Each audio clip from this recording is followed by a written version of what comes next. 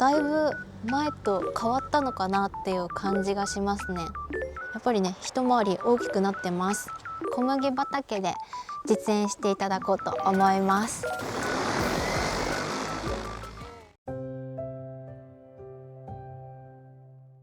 皆さんこんにちは、さおりです。これまでボーチョといえばトラクターに大きなねブームスプレーヤーというものを取り付けて散歩を行っていたんですけど、今年からは農業用ドローンを導入して農薬散歩を行っています。こちらが今年導入した DJI のアグラス T50 です。今回新しくこの DJI から新型が発売されるということで、なんとねこの農場で実演していただくことになりました。ということで今回はスカイコンシェルジュの寺田さんに来ていただきました。よろしくお願いします。今回発売されるのが DJI アグラス T70P です。早速開けてみたいと思います。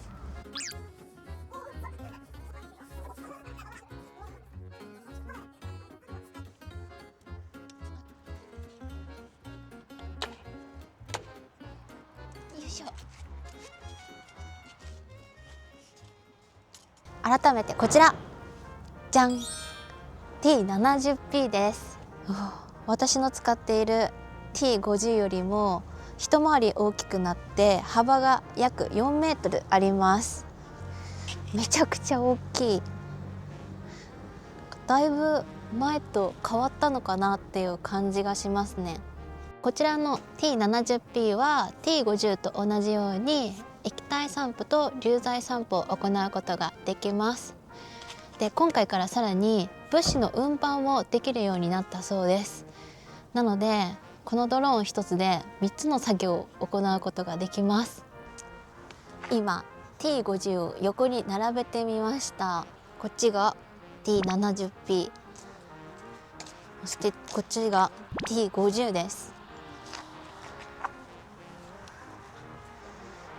おお、なんかだいぶ T50 でも大きいと思ってたんですが 70P の方がかなり大きい。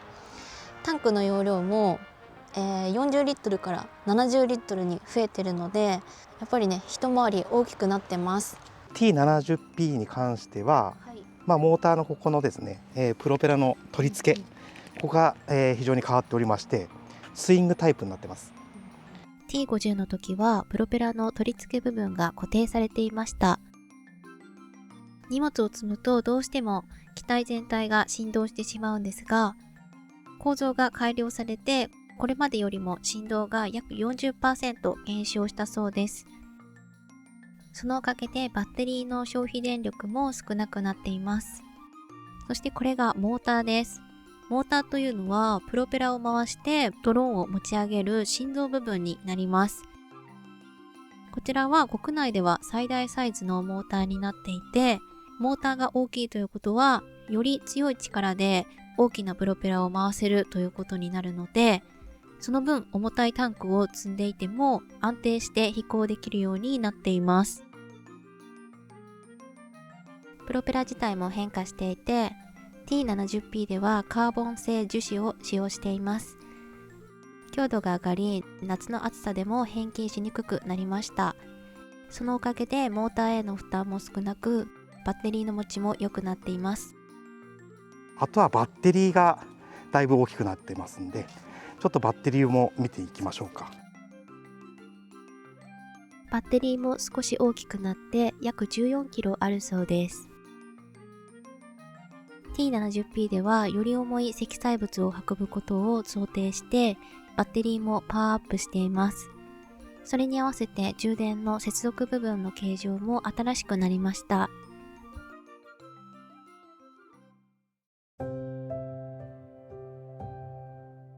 そしたらね、実際にモニターをつけてみようと思うので、まずはバッテリーを入れましょう。さっきね紹介していただいたバッテリーがこちら。重たい。あ、入った。そしてこちらが T70P のモニターです。見た目はこれまでとそんなに変わらないかなっていう感じですね。モニターの電源を入れます。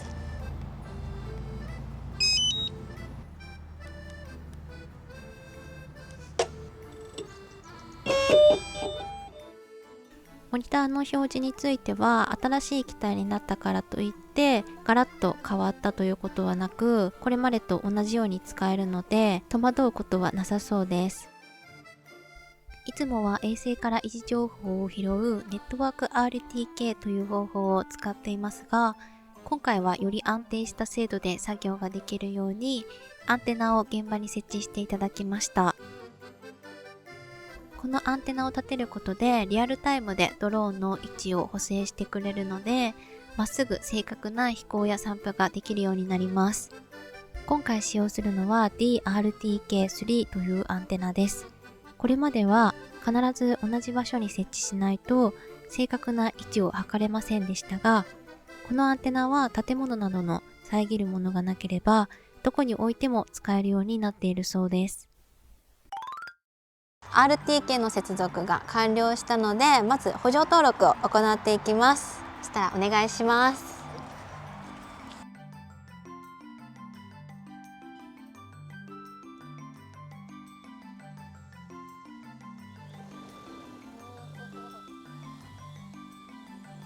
これは実際にドローンで散歩を行う畑の位置や形を登録する作業です。補助登録のやり方はとても簡単で、モニター上の地図で散布したい畑の外周をタップしていきます。これでドローンが畑の範囲を記録して、自動飛行や散布ルートの作成ができるようになります。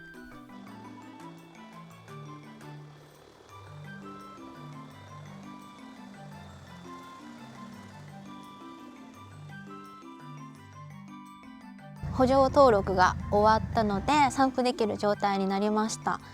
なんでね、これから水とお薬を入れて、今回はこのね小麦畑で実演していただこうと思います。ここから入れれるのか、ここから入れてみましょう。これまではタンクの中にどのくらい水が入っているかを水面計というセンサーで測っていました。水面計はタンクの中に入っている浮きの位置や電極の反応で水の高さを検出して水量を表示する仕組みです。ただ実際に入れた量とモニターに表示されるタンクの残量に誤差が出ることもあって、時々キャリブレーションを行う必要がありました。でも今回は気圧センサー方式に変わりました。これはタンク内の空気の圧力の変化から水の量を自動で計算する仕組みで、水を入れるだけで今どれくらい走っているかが正確にわかります。そのためキャリブレーションの必要もなく、以前よりも誤差の少ない正確な水量表示ができるようになりました。はい、これで散布の準備はできました。で、大丈夫ですね。あとは開始するだけなので、それではお願いします。はい。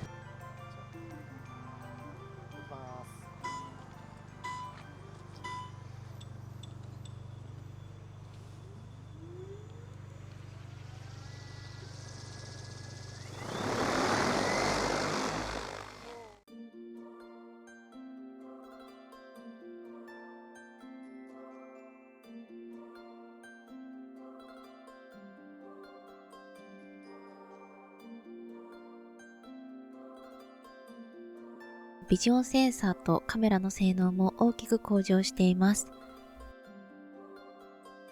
ビジョンセンサーというのはドローンの目のような役割を持つセンサーで、カメラの映像を使って周囲の障害物や地形を認識する装置です。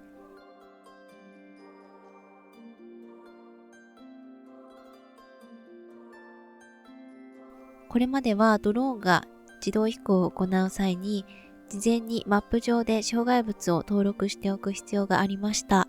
でも今回の T70P ではビジョンセンサーが自動で障害物を認識して回避してくれるようになっています。さらにその障害物情報をモニター側に記録しておけるので、次回同じ場所を飛ばすときにもそのデータをもとに自動で障害物を避けてくれるようです。今回は使用しないんですが、流材散布用のタンクも新しくなっています。はい。よいしょ。開けてもらって、はい。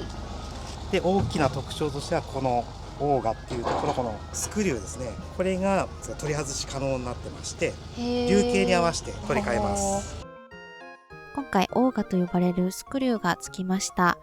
スクリューは中の肥料を回転しながら押し出す仕組みで、いくつかサイズがあり、粒の大きさに合わせて変えることで均一に散布できるようになっています。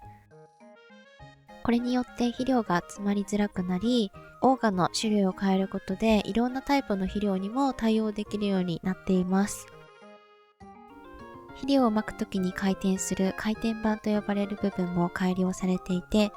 表面が少しデコボコした形になったことで、以前よりも肥料を均一にまけるようになったそうです。せっかくなのでタンクの取り付けを行ってみました。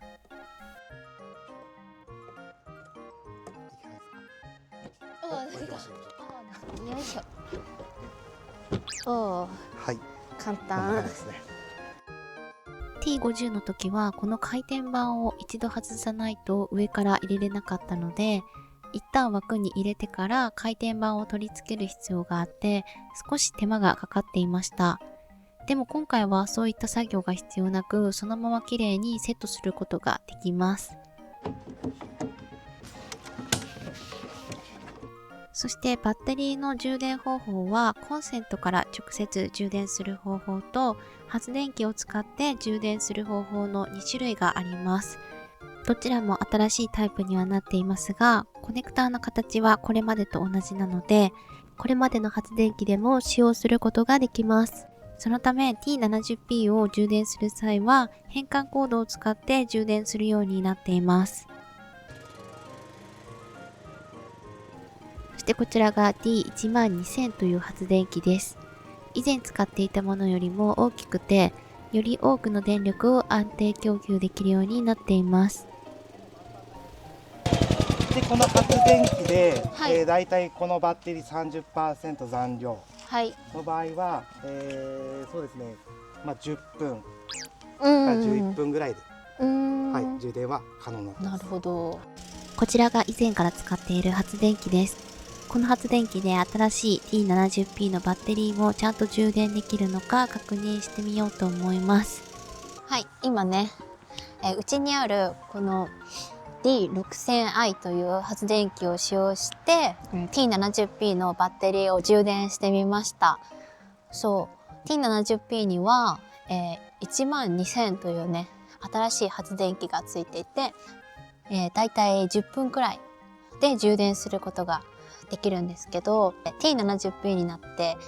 こうバッテリーの接続部分がねかなり変わってこういう形になってます。なのでこうガラッと変わったので発電機とかももう全部買い替えなきゃいけないのかなっていうふうに思ってたんですけど、今回こんな形でね変換ケーブルがあるそうで、こっちがですね、私が今使っている T50 と同じタイプの差し込み口になっているので、これを発電機のこの部分ですねに差し込んであげて変換することができました。問題なくね、6000でも使うことができました。ただやっぱり充電自体は、12000よりはちょっとかかって、だいたい18分から20分くらいかかりました。なので多少ね時間はちょっと長くなってしまうんですけど、これまでの機械で使うことはできるので、それはすごくいいなと思います。無事に散布が終わりました。ということで今回は新しく発売される新型の T70P をスカイコンシェルジュの寺田さんに実演していただきました。ありがとうございまありがとうございまし。した今回は DJI アグラス T70P を実演していただきました。今日はねあいにくの天気でちょっと飛ばせるかどうか怪しかったんですけど、無事にね散布することができました。こう T70P になってねだいぶこう機体がガラッと変わっているんですけども、今まで使っていた発電機やコンセントタイプの充電器でも充電できるように対応されていたりだとか、作業効率が良くなった上にそういう部分はねしっかり対応されているので使いやすいなというふうに思いましたね。 T50 でもかなり迫力があるなっていうふうに思ってたんですけども、 T70P ということでもうすごかったですね。今回残念ながら物をね運搬するっていうことはできなかったんですけど、またいつか操作できたらいいなと思います。ということで最後までご視聴いただきありがとうございました。バイバーイ。